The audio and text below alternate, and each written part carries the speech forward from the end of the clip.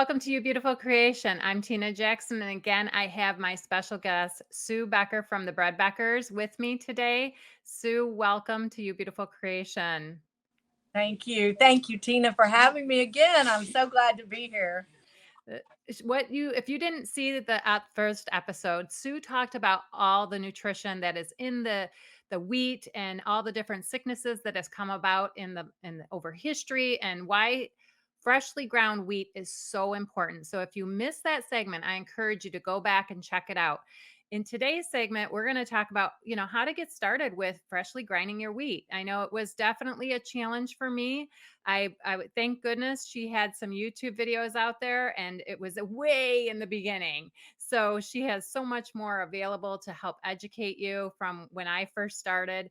And I'm sure she'll talk about the Wonder Mill, which is truly a I wonderful wonder. product, and so many other things. So Sue, I'm just going to give you the floor to just educate the body of Christ and all those out there that are listening of how wonderful freshly ground wheat is and how to go about this.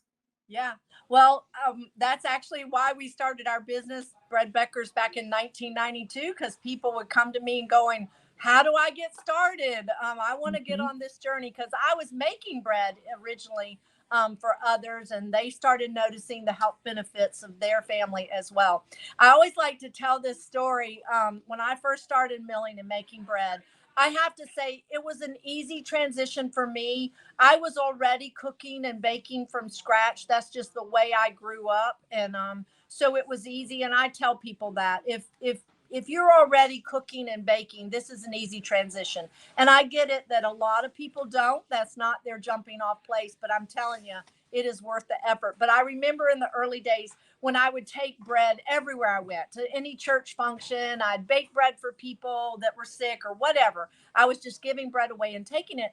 And people would always ask me, they were like, oh, I want your recipe for this. It was so delicious. And I was like, well, okay, I will share my recipe, but I mill my flour to make this, And it was so funny. They would always ask me two questions, and it took me years to figure out the second one. First, they would go, you do what? And I'm like, I mill my flour to make my bread. I don't know if you've ever gotten that, but you do what? And the second question puzzled me for years. They would go, where do you live? And once I wrote my book, the Essential Homegrown Flour book, and I did a lot of history and looking into the history and the evolution, if you will, of grain mills and how once they harnessed animal power and water power, I think in their mind, when I said I mill my flour, they were thinking of the grist mills they've seen or the TV shows with the ox, treading out the grain. And I think they thought, do you have a barn? Are you the ox? Do you have water? It was just funny. So I use a little mill. So it's called the Wonder Mill. That is the mill that I just love. It's so easy to put together. It's small. It sits on my counter. You do not have to have a barn or an ox or a water wheel. It is the most important appliance in my kitchen. So that is a starting place. You've got to have some way to mill your grain. It is so easy to use, and it grinds a pound in less than 30 seconds. It's clean. The flour goes right into the little canister that's connected to the side, and it's just fast, easy to use. It grinds any kind of dry grain or bean into flour. So then the next thing you're going to need is you're going to need wheat. You're going to need whole grains. So I tell Southerners, if you want cornbread, you can grind corn, and you've never tasted cornbread until you mill that flour yourself. But wheat is your bread making grain. So there's hard wheat and there's soft wheat. Don't get too overwhelmed with those terminologies. It's just different protein content. Your hard wheat is for making yeast breads. If you watch the first episode, remember it's the proteins in the wheat that when that flour is hydrated, it forms that stretchy substance called gluten that traps carbon dioxide gas that the yeast produces, allowing that bread to rise. So that's why you need a higher protein wheat, which is called hard wheat. Your soft wheat is known more as your pastry flour. It's better for cakes, biscuits, pie dough, cookies. It grows here in the southeastern United States, here in Georgia and South Carolina. Most of it grown here in Georgia is for animal feed. But I tell people, think about it logically. Why do Southerners eat biscuits and cornbread? Because that's the kind of wheat and corn, of course, that would grow here in the southeastern United States. I tell everybody I grew up in a home where my mother made biscuits a lot, but she never made yeast bread. Till the day she passed away, she had never made yeast bread, yet she was an excellent cook. Why is that? Because traditionally, yeast bread, that type of wheat, didn't grow here in the southeastern United States. It comes in from the colder, drier growing seasons. You'll get that higher protein. So then there's red wheat and white wheat, and there's kamut and there's spelt, and just don't worry about that right now. When I tell everybody, when I first started, for the first 3 years, maybe not quite 3 years, I only knew hard red wheat because that's what I bought from the co-op that was buying wheat in my area. Mhm. So I made everything with that. Now that I've been at this for 31 years, 32, I guess now, 33 actually, I venture out, and I love using kamut, and that's an pasta making wheat. And I use other grains and rye. But just remember that Wonder Mill will grind any kind of dry grain or bean that you want to try. But the basics, you probably Mhm. want to go with hard Mhm. wheat, so hard red and hard white. The difference there is flavor. I Mhm. tell people, think white corn, yellow corn. That's more familiar for a lot of people. What's the difference? Mhm. Yellow corn has a little more flavor than white corn. The same with your red wheat's going to be a little nuttier flavor, a little richer flavor. Your white wheat's going to be a little more bland for, say, your pizza dough and garlic rolls and things like that. Yeah, I really love the red for the pancakes. It has such Yeah, a nutty flavor. It's awesome. Just yes, wanted to just plug that in there. That's one of my favorites, but yes. yes. Yep. And then Mhm. a favorite of mine is something that we call Ezekiel mix. That's made out of wheat, spelt, barley, millet, lentils, and beans. Of course, it comes from the fourth chapter of Ezekiel.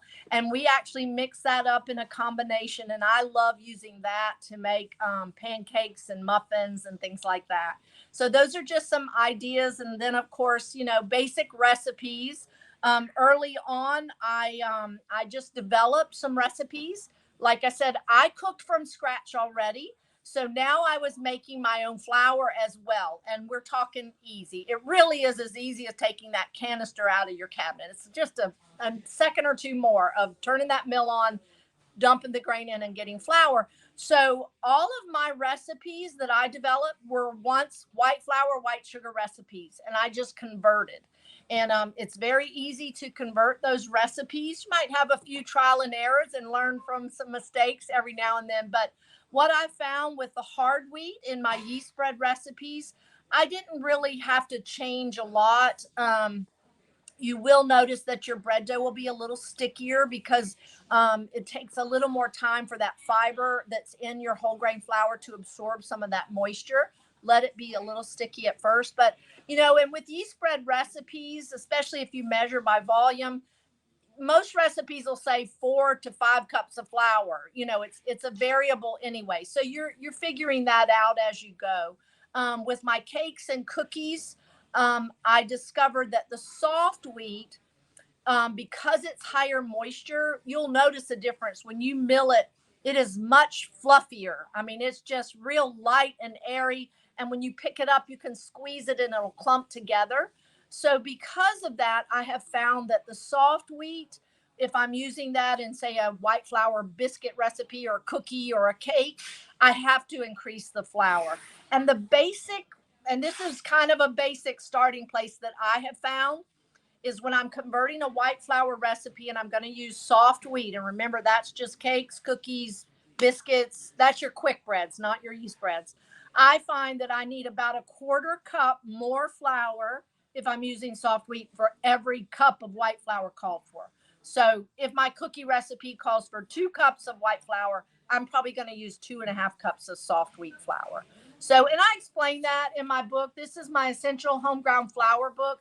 I highly recommend it. It has over 100 recipes. They're already converted for you.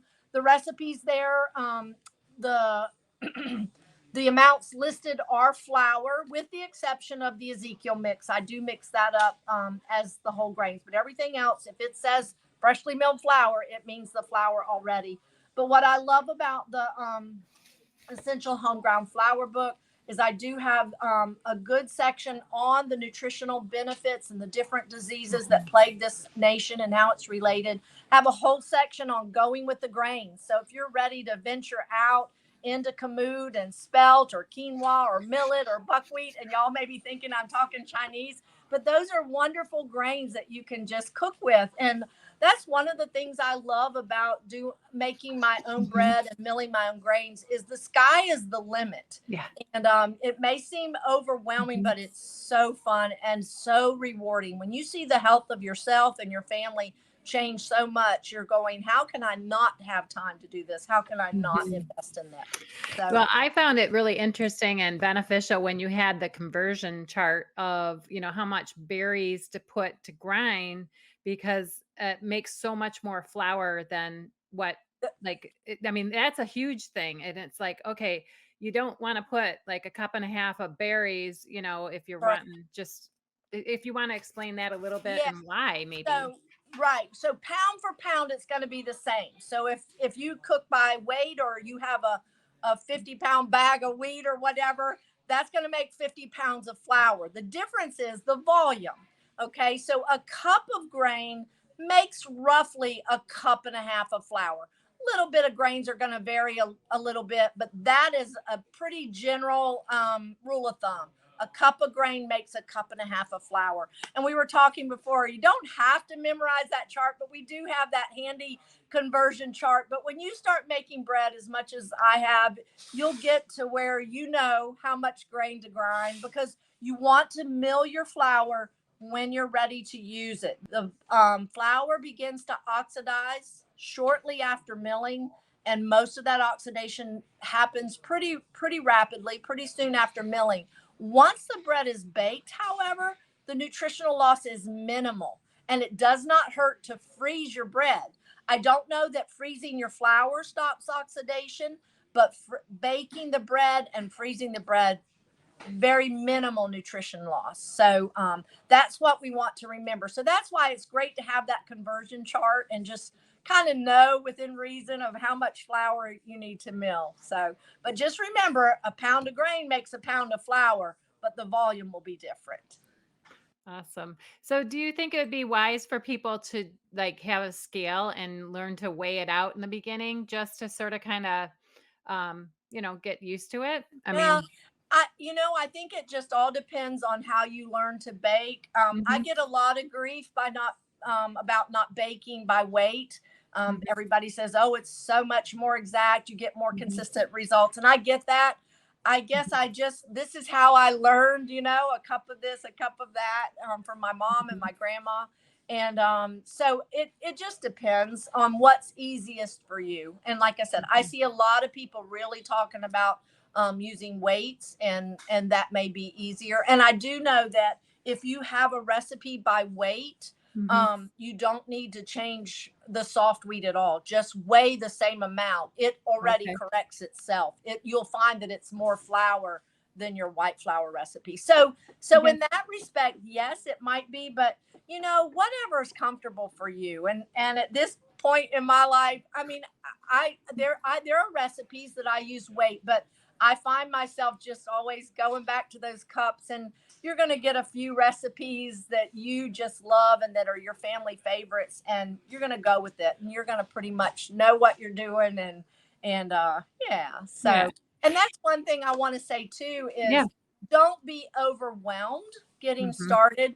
When mhm, I first started, I was a young mom. I had five mhm, young children before I started, three under the age of mhm. 3, and I homeschooled, and we were busy, Wow. an active family. Then went on to have number 6 and 7. So I told everybody for the first 2 or 3 years, I had 4 or 5 basic recipes. I had pancakes, muffins, coffee cake, and a basic yeast bread dough.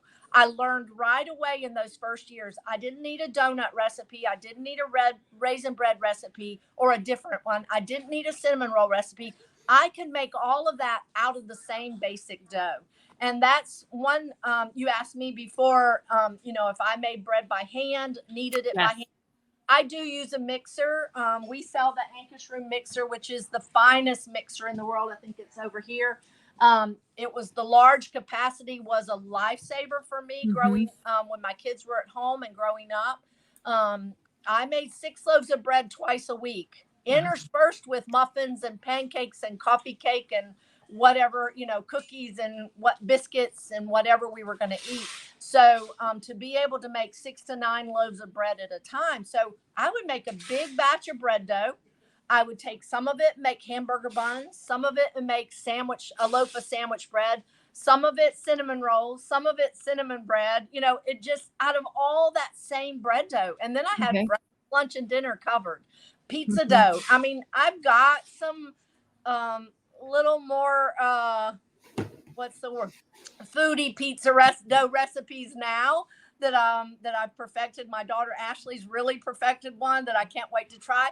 But in the beginning, and honestly, I find myself going, I want pizza, and I'll already have my basic bread dough recipe in the mixer before I even think about it. And so I even use it for pizza dough, garlic rolls, sandwich Mhm. bread, all out of the same basic bread dough. So I just want Awesome. to really encourage people, don't complicate things in the beginning. And Mhm. yeah, it took me years before people would say, do you have a rye bread recipe? Do you have this? I'm like, no, I got a basic bread dough. That's what I have. Yes. Yes. Now I do. And in Yeah. my essential homegrown flour Yes. book, there are so many. There's a black Russian rye bread and just lots of great recipes in here. And I really like that you try to get away from white sugar and you try to use honey a lot. Yes. I really, if you want to expound just a little bit on the honey. And by the way, everyone, just to let you know, she does sell the grains, the wheat berries, Yes. and all the different cooking products and the mills and everything on their website. So you need to check them out and she fully can equip you to help get you going and get you started. I know for myself, I started with the pancakes. That was my first go Yeah. to. And I make a ton of pancakes. I freeze them, half the batch. And then I just, after I make them, and then I just throw them in the toaster just to warm them up real quick because it was just me or maybe one or two of my kids that were wanting to eat pancakes all the time. But can you talk a little bit about the honey thing? Yeah. Yes, honey is the only truly unprocessed sweetener that God has given us. It's processed by the bees, of course, but even, I mean, maple syrup, there's some great sweeteners out there, but those have to be boiled into syrup. So, honey is the only truly unprocessed sweetener that God has given us. We want it raw and unpasteurized. Unfortunately, a lot of the honey sold in the store is pasteurized. And a lot of people say, well, if I'm going to cook with it, what does it matter? Well, pasteurization temperatures are a whole lot hotter than the oven you're going to cook in. And even though you're baking your bread at 350, 400 degrees, the internal temperature of the bread when it's done is 180 to 190. So, highly recommend raw, unpasteurized honey. Ours is from a third generation honey farm down in Georgia, and not all of it is local to Georgia. Orange blossom, of course, is going to come from Florida and where there are orange trees. What depends on what the flowers the bees are feeding off of. But honey is so nutritious. Don't let anybody tell you it is just sugar because it's not. It is full of vitamins, minerals, enzymes. It'll help you digest the food you're eating. Even has amino acids, which are the building blocks of proteins. Natural antibiotics. It's just so good for you. The scripture says, eat honey because it's good. And I tell people Jesus ate honey because in the prophecy about Jesus in Isaiah, it says, curds and honey did he eat until he knew the difference between good and evil. Honey has antibiotic properties and healing properties. So I know I've been fighting a flu the last few days, and my lifesaver was honey. Just taking a spoonful just soothed my throat and stopped the coughing. There's been studies done on that. So conversion of honey, typically you're going to, if you're taking a white sugar recipe and converting it to honey, you're going to cut the amount in half. So it calls for a cup of sugar. You're going to maybe use a half a cup of honey. Sometimes even less, but just play with the recipe a little bit there. For my yeast bread doughs, I didn't really cut it down that much because you can adjust a yeast bread dough by adding a little more flour and all of that. when you're baking things like a quick bread, like a banana bread or zucchini bread or pumpkin bread, for sure, that's going to call for 2 cups of sugar. Most recipes do. Then I actually cut the honey down even a little more and did 3/4 of a cup of honey. But those are just some general rules of thumb. Cooking with honey for my yeast breads didn't take a lot of adjusting. For others, it took a little bit more. It was some trials and error going the moisture level change, because now I'm using a liquid sweetener instead of a dry sugar. Now, I will tell you, for some baking, like cookies and brownies and cakes, and I tell people those should be splurges. Even with my freshly milled whole grains, they are more nutritious, of course. But when you have a recipe that calls for more sugar than flour, you probably should kind of go, okay, I probably don't want to eat this all the time. So we have 2 sweeteners called Sucanat and Sucanat with honey, or honey granules is what it's called. These are evaporated cane juice products. We sell Sucanat, the brand name Sucanat. It's by Wholesome Sweeteners. It's a wonderful brown sugar substitute. And the nice thing about this, it's a 1-for-1 substitution. It is a cane sugar product, but they extract the juice of the sugar cane, boil it into syrup, and only evaporate it. Instead of taking it out 13 processes to end up with pure white sucrose, Sucanat is just a better, I think, a little slightly healthier alternative. It's still 97% sugar, but this is easy to adapt those white flour, white sugar recipes. Product that we now call honey granules. They take the molasses out. So all your molasses is in your Sucanat. But in this, they'll take the juice of the sugar cane, remove the molasses, add a mild honey, and then evaporate. So this is a wonderful 1-for-1 white sugar substitute. So when I'm making cakes and cookies, I just found that it was hard to get the texture and everything right with using that much honey to replace the sugar. So this kind of, I say, made it a no-brainer. This was easy, Yeah. 1-for-1 substitution, and honestly, you're going to like the results better. Yeah. I When I make cookies with my freshly milled soft wheat flour Mhm. and using the honey granules and Sucanat as my brown sugar, white sugar substitute, I'll have people tell me that they are the best cookies they've eaten. And the Yes. same with a cake. I made my daughter's wedding cakes and out of freshly milled flour, and people were Mhm. commenting that they were the best cakes they had ever eaten. So you can Yes. do this, and you don't have to compromise taste and texture. You'll make a few errors here and there, and but it's okay. Now, with the honey granules, I mean, many people are like, well, is it really honey? Because it's just the sugar that's evaporated. But why did they call it honey granules? I guess is a question. Right, because they have added a mild honey to the Okay. syrup. Yeah. So they Gotcha. like your Sucanat, that's the juice of the sugar cane boiled into the syrup and evaporated instead of being Mhm. crystallized Mhm. and everything being removed. All your molasses is there. I don't know if you can see through this Yeah. glass Oh, jar, yeah. but it's a dark, wonderful sweetener there, and just a great brown sugar substitute. But the honey granules, and I might need to clarify, Sucanat is a brand name, and so that's in my red book that I think you're the most familiar with. Yes. My old original spiral bound book that we still sell here at Bread Beckers. It's called Sucanat, but then this product that's called honey granules is called Sucanat with honey in here, and that's because it's the juice of the sugar cane, molasses removed, a mild honey added, and then Okay. evaporated. So it's not just dehydrated honey. It is Okay. still an evaporated cane juice product. Yeah. Good to know. Awesome. That is good to know because I was having a hard time finding that at my co-op, my local food co-op, and I was trying to find sugar, evaporated sugar, Yeah. trying to get what you have, and because the shipping was just too much to ship from Georgia, Yeah. Well, and we I might was have to going, get you a co-op started up there. yes, right, and so then I'm getting my sugar from Brazil, Uh-oh.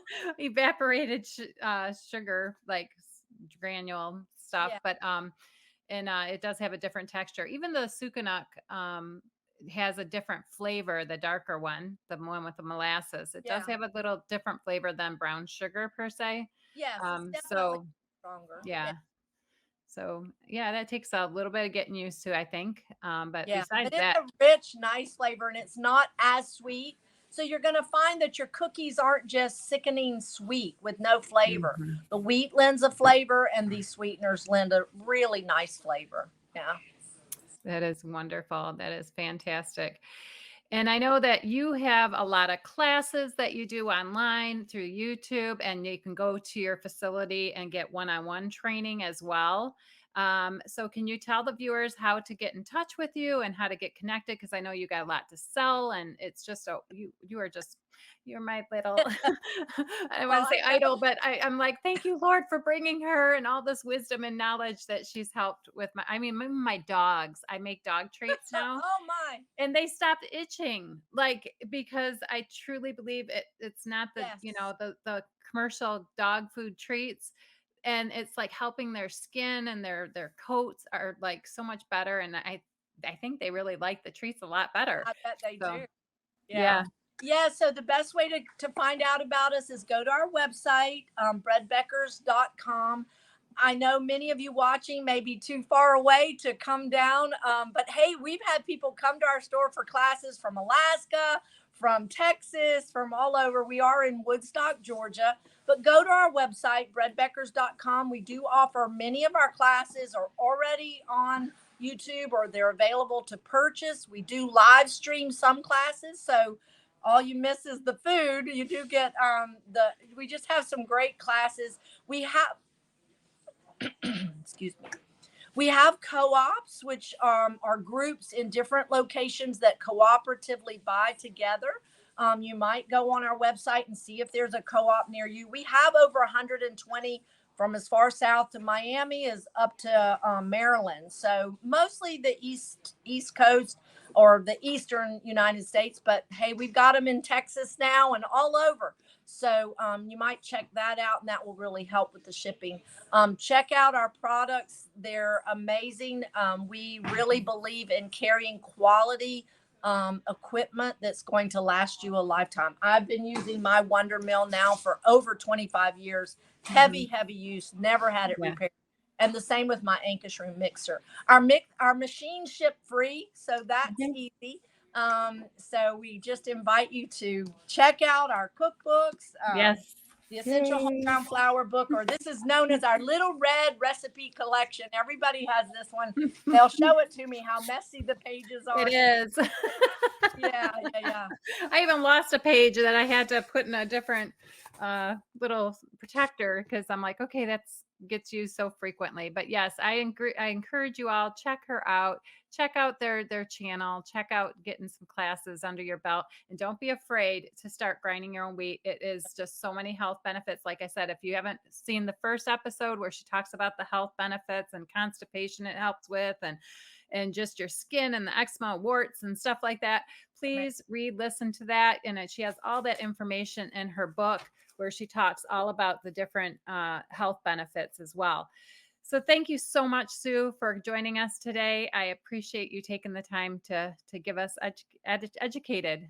Well, thank you for having me. Thank you so much again. I'm Tina Jackson, and that's Sue Becker from the Bread Beckers. And don't forget that you are a beautiful creation in Christ Jesus. Get to grinding some wheat today.